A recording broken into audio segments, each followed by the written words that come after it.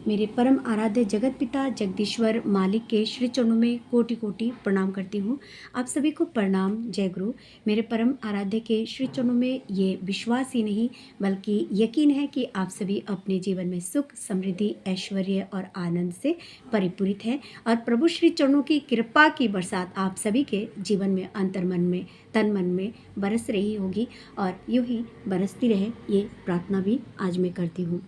आज मैं आप सभी के लिए परम आराध्य की एक बहुत सुंदर वाणी है जो अनुश्रुति ग्रंथ से है। उस ग्रंथ की उस वाणी को आप सभी के सम्मुख सुनाने जा रही हूँ। तन के जोर से शिक्षा न होती, मन मेधा की लगे संगति, इष्ट निष्ठ अनुशासन के अभ्यास से आती प्रतीति। परम आराध्य की एक बहुत सुंदर वाणी है। इससे पहले कि इस वाणी की व्याख्या तक जाऊं, सबसे पहले कुछ बातें मैं आप सभी से कहना चाहती हूँ कि जिस तरह से बच्चे स्कूल जाते हैं तो स्कूल जाने से पहले माँ बाप को उनको सही शिक्षा दीक्षा दे के ही स्कूल भेजना चाहिए। सबसे पहले बात होती है परिवार की।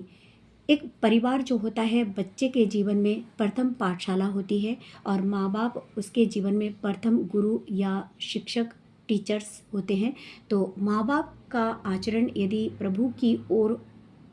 आकर्षण वाला हो या प्रभु की भक्ति वाला हो, प्रभु को भक्ति करते हैं जो माँ बाप, तो वो माँ बाप अपने बच्चों को बहुत सुंदर गाइड कर सकेंगे, क्योंकि वो लोग जानते हैं कि किस तरह से एक बच्चे को सही परवरिश देनी चाहिए। जिस तरह से सुबह उठते ही बच्चे को एक नियम से उठा के ठाकुर जी के सम्मुख ले जाके प्रणाम कराना, अपने माँ बाप को प्रणाम कराना सिखाना और अपने गुरुजनों को प्रणाम कराना सिखाना, ये एक प्रथम बात होती है। उसके बाद उनको फ्रेश करा के सुंदर स्वच्छ वस्त्र पहना के ठाकुर जी के सम्मुख लेके जाके उनको इष्टार्घ निवेदन करना सिखाना, टाइमली प्रेयर करना सिखाना, नाम ध्यान वाणी पाठ करना सिखाना और उन वाणी पाठों के आधार पर अपने जीवन को चलाना सिखाना। ये जो छोटी छोटी बातें होती हैं, ये पालन करते करते करते करते बच्चे बहुत महान बन जाते हैं, उच्च और आदर्श बन जाते हैं। और जब वो स्कूल जाते हैं तब वो अपने टीचर्स की बातों को बहुत सुंदर गहनता से अपने में ग्रहण कर लेते हैं और इसके साथ साथ वो एक बहुत अच्छे व्यक्तित्व के स्वामी बन जाते हैं। कहते हैं एक बछड़े को यदि प्रतिदिन उठाया जाए तो वो बछड़ा कब गाय बन जाती है तो पता नहीं चलता। एक दिन जो इंसान प्रतिदिन एक बछड़े को 2-3 बार उठाता है तो उठाते उठाते उसको उसका जो वजन है, जब वो गाय बन जाती है, गाय तो काफ़ी विशाल होती है, बड़ी होती है और भारी होती है, तो उसको एक साथ में कोई उठाने जाए तो नहीं उठा सकता। परंतु यदि धीरे धीरे रोज़ उठाए, जैसे एक बछड़ा छोटा होता है, छोटा जब होता है तो उसको धीरे धीरे उठाते उठाते जो है कब उसका वजन बढ़ रहा है, कब वो बड़ा हो रहा है, उस व्यक्ति को पता नहीं चलेगा। तो इस तरह से वो भार को ग्रहण करने के लायक बन जाता है। तो यही बात मैं आज करना चाहूँगी कि बच्चे में सुसंस्कार परिवार से देते देते देते देते उस बच्चे में भार ग्रहण करने की क्षमता आ जाती है। भार को ग्रहण कर सकता है, अपने जीवन में जो भी परिवेश आता है उसको फेस करना सीख जाता है। जो भार ग्रहण कर सकता है, प्रभु का भार जो ग्रहण करके चलता है, अपने माँ बाप की बातों को मान के चलता है, वो भविष्य में एक बहुत अच्छे व्यक्तित्व का स्वामी बन जाता है। अब इस वाणी से रिलेटेड कुछ और बातें आप सभी के सम्मुख बोलना चाहती हूँ कि हमें अगर अपने बच्चे को सुसंस्कृत शिक्षा दीक्षा देनी है तो सबसे पहले अपने बच्चे में इष्ट के प्रति अनुशासित एक जीवन उनका हो, जीवन शैली उनका हो, तो वैसे आचरण अपने बच्चे को सबसे पहले ये सिखाना पड़ेगा। जब तक हम इष्ट के द्वार पर उसको नहीं ले जाते, इष्ट की बातों को उसके जीवन में नहीं उतारते हैं, तब तक हम उसको एक बहुत अच्छे इंसान के रूप में तब्दील नहीं कर सकते। अपने इष्ट की बातों को मानते मानते जीवन में वो उन्नत होता है और अपने साथ साथ दूसरों को भी उन्नत करता है। जिस भी विद्यालय में वो बच्चा जाता है, उस विद्यालय के टीचर्स का नाम रोशन करता है और उस विद्यालय का नाम उज्ज्वल करता है, अपने जीवन और भविष्य को बहुत सुंदर उच्च आदर्श बना देता है। कभी कभी हम देखते हैं हमारे आसपास के वातावरण में हो या जहाँ कहीं, हम कभी भी देखते हैं कि ऐसे कुछ बच्चे होते हैं जो टीचर्स का कहना नहीं मानते या अपने माँ बाप का कहना नहीं मानते हैं। तो उस परिस्थिति में बहुत सोचनीय बातें हो जाती हैं, माँ बाप के लिए बहुत दुख की बातें हैं ये सब, कि अपना बच्चा यदि अपनी बातें नहीं माने तो उससे बड़ा दुख और माँ बाप के लिए नहीं हो सकता। क्योंकि बच्चों को माँ बाप बहुत कष्ट से पालते हैं, उनका लालन पालन करते हैं, और यदि वो बच्चे सही इंसान ना बन पाए, स्कूल में जाके भी स्कूल का नाम खराब करते हैं, माँ बाप का नाम खराब करते हैं, टीचर्स का नाम बदनाम करते हैं, तो सच में ये बहुत ही दुख का विषय है। तो मैं कहना चाहूँगी ऐसे बच्चों को कैसे गाइड करना चाहिए। एक बात ठाकुर जी ने कही थी कि अगर कोई ज़्यादा अच्छा इंसान नहीं है तो उसको किस तरह से एक सही इंसान बनाया जाए या फिर उसको किस तरह से बैलेंस में लाया जाए। तो ठाकुर जी की ही बात है कि ठाकुर जी ने कही थी कि सबसे पहले सेवा का जो भाव होता है, सेवा द्वारा उसके अंतर्मन को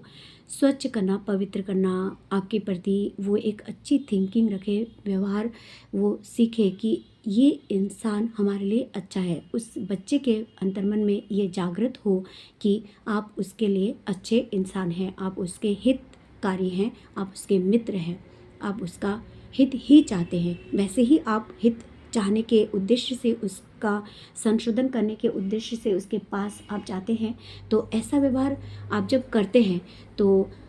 वो बच्चा ये जान जाता है कि आपसे बढ़कर कोई अच्छा उसके जीवन में है नहीं। तो आपकी बातें मानते मानते मानते मानते, मतलब आप जो सेवा कर रहे हैं, हम जो सेवा कर रहे हैं उस बच्चे के प्रति, जो बिगड़ा हुआ बच्चा है उसके प्रति हम जो सेवा कर रहे हैं, चाहे सेवा किसी रूप में हो सकता है। जैसे मान लीजिए वो बच्चा स्कूल में गया है, होमवर्क नहीं करना उसको आ रहा है, तो प्यार से उसको गाइड करके बहुत टॉफ़ी चॉकलेट उसको गिफ्ट वगैरह दे के, थोड़ा मना के प्यार से उसको इस तरह से समझा बुझा के, थोड़ा सा अपने एंटरटेनमेंट की बातें थोड़ा सा इस तरह से गाइड उसको करना है कि वो किसी भी तरह से ना बिगड़े, उसकी स्थिति ना बिगड़े। तो इस तरह से थोड़ा सा गिफ्ट वगैरह दे के या थोड़ी अच्छी अच्छी बातें करके, प्रेरणादायक बातें करके, प्रेरणादायक लोगों के साथ में उसको मिला के, प्रेरणादायक अच्छे स्थलों को उसको दिखा के, अच्छे मंदिर में ले जाके ठाकुर जी की भावधाराओं को बता के, इन इन छोटी छोटी बातों को रोज़ यदि उस बच्चे के साथ में किया जाए तो उसकी जो बिगड़ी परिस्थिति होती है उससे उसको उबार सकते हैं, उससे उसको बचा सकते हैं और एक अच्छे इंसान के रूप में उसको तब्दील कर सकते हैं। हम देखते हैं हमारे परिवेश में चोर हो रहे हैं और लुटेरे हो रहे हैं, बदमाश हो रहे हैं, और बहुत सारी ऐसी घटनाएं हो जा रही हैं जो हमारे समाज को निकृष्टता की ओर ले जा रही हैं। तो इन सभी स्थितियों को कैसे हम कंट्रोल करें, कैसे हम इन सभी स्थितियों को ऊपर की ओर उठाएं, अच्छाई की ओर ले जाएं। सबसे पहले मैं कहना चाहूँगी, ये तो हो गई स्टूडेंट्स की वाली बातें, जो एक आदर्श बच्चे को कैसे, आदर्श छात्र और आदर्श इंसान, मतलब वो समाज के लिए हितकारी होगा, हमेशा के लिए उज्जवल किरण की तरह प्रस्फुटित होते रहेगा। तो इसके विपरीत एक बात और कहना चाहूँगी कि ऐसे बच्चे इस समाज में ना हो, ऐसी विपरीत परिस्थितियाँ ना जन्मे इस समाज में, इसके लिए कुछ भावधाराओं को माता पिता को मान के चलनी पड़ेगी, ताकि ऐसे बच्चे इस धरती पे ना आए जो इस पृथ्वी का नाम खराब करें, माँ बाप का नाम खराब करें, अपनी ज़िंदगी को भी समाप्त करें और लोगों के ज़िंदगी को भी समाप्त करें, दुख दें। तो ऐसे बच्चे ना हो, इसके लिए सबसे पहले ठाकुर जी ने विवाह का एक इम्पॉर्टेंट रोल हमारे जीवन में रखा है। अर्थात हमारे ठाकुर जी ने हम सभी को ये आदेश दी है कि सर्वप्रथम हमारे समाज में अच्छा विवाह यानी अनुलोम विवाह होना चाहिए। द्वितीय, अनुलोम विवाह होने के साथ साथ उन जो नव दंपति हैं उनको कोई अच्छे पंडित या कोई अच्छे गुरुजन हो, उनके माध्यम से ये शिक्षा दी जाए कि एक अच्छा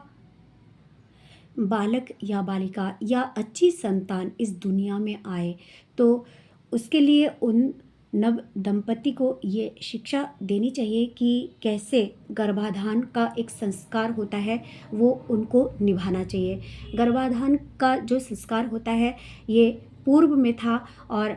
राजाओं प्रजाओं में भी ये प्रचलन था, परंतु अब ये बिल्कुल लुप्त हो गया है। जो लोग ठाकुर जी को मानते हैं और ठाकुर जी की भावधाराओं को मानते हैं वो लोग इन सभी चीज़ों से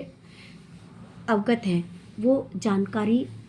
रखते हैं। परंतु जो लोग ठाकुर जी से दूर हैं और ऐसे लोग हैं जो अनपढ़ हैं या ठाकुर जी तक अभी तक नहीं पहुंच पाए हैं, तो उन लोगों की नॉलेज में अभी तक ये बातें नहीं हैं। तो मैं कहना चाहूँगी आप में से जो भी ये वीडियो वॉच कर रहे हैं, यदि कोई नव दंपति हैं तो मेरी एक वीडियो आप लोग देख सकते हैं, आप लोगों के लिए बहुत लाभकारी सिद्ध होगी। विवाह के 2 उद्देश्य, इस टाइटल से मैंने एक वीडियो डाला है, आप लोग देखिएगा कि विवाह से रिलेटेड एक जो बातें हैं, जो कुछ बातें हैं, किस तरह से गर्भाधान का जो संस्कार है वो होना चाहिए, एक अच्छा बच्चा इस दुनिया में आए, क्या आचरण क्या व्यवहार हमारा होना चाहिए, क्या कैसी स्थिति ठाकुर जी ने हमें बताई है, कौन कौन सी बातें बताई हैं। तो इन सभी बातों की जानकारी आपको उस वीडियो में मिलेगी। तो आप लोग देखें, आप लोगों का मंगल ही होगा, ये मेरा अंतर्मन कहता है, मुझे विश्वास है ठाकुर जी की ही बातें हैं उसमें। तो ठाकुर जी की उन बातों को जानने के बाद आप लोगों को बहुत अच्छा लगेगा। और इसके बाद एक बात और कहना चाहती हूँ इसी टॉपिक में, जो तन के ज़ोर से शिक्षा न होती, मन मेधा की लगे संगति, इष्टनिष्ठ अनुशासन के अभ्यास से आती प्रतीति। ये जो ठाकुर जी की वाणी है, द्वितीय इसी से रिलेटेड और एक वाणी है, शिक्षा को तुम गला टीप के रुद्ध न करना उसे, कथा कर्म में प्रति जीवन हो अटूट उज्ज्वल निष्ठा से। हम बच्चों को बहुत अच्छी शिक्षा दें, कोई रूड व्यवहार उनके साथ न करें, ऐसा व्यवहार न करें जो उसके अंदर की जो एक ज्योति है वो ज्योति प्रस्फुटित ना हो सके, ऐसा व्यवहार हम ना करें। कोई भी ऐसा व्यवहार हम बच्चे को किसी भी ज़ोर और ज़बरदस्ती से नहीं सिखा सकते जो उसके भविष्य के लिए अच्छा साबित होगा। यदि हमने उसके साथ में कोई गलत आचरण व्यवहार करके उसको कोई शिक्षा देना चाहा, तो कभी भी वो अच्छा इंसान नहीं बनेगा, उल्टा उसका विरोध ही वो प्रदर्शन करेगा। तो इसीलिए उसके जीवन को उज्जवल बनाने के लिए ठाकुर जी की इन छोटी छोटी बातों को, कथा कर्म में प्रति जीवन हो अटूट उज्जवल निष्ठा से, जो ठाकुर जी की ये वाणी है, इसी वाणी को मैं कह रही हूँ कि अपने हर एक कर्म में, हर एक बात में ठाकुर जी की बात हो और उसी के अंदर हम सभी का अनुशासन होना ज़रूरी है। तो इन सभी बातों का ख्याल हम सभी रखें। यदि हम ठाकुर जी की इन भावधाराओं को मानते हैं अपने जीवन में, अपने बच्चों को ऐसा आचरण सिखाते हैं बचपन से ही, तो बच्चे न सिर्फ अपने जीवन को उन्नत करेंगे, बल्कि जिस स्कूल में जाएंगे, जिस विद्यालय में जाएंगे, उस विद्यालय में जाके उस विद्यालय का नाम रोशन करेंगे, टीचर्स का नाम रोशन करेंगे, इस पृथ्वी में एक उज्जवल किरण की तरह चमकेंगे, सूर्य की तरह उनकी प्रकाश होगी। तो इन्हीं सभी बातों के साथ आप सभी के लिए भगवान के श्री चरणों में बहुत सारी शुभ मंगल कामनाएं प्रार्थना करती हूँ। आप सभी खुश रहें, आनंदित रहें। इन्हीं प्रार्थनाओं सहित आप सभी को प्रणाम। जय गुरु, वंदे पुरुषोत्तमम।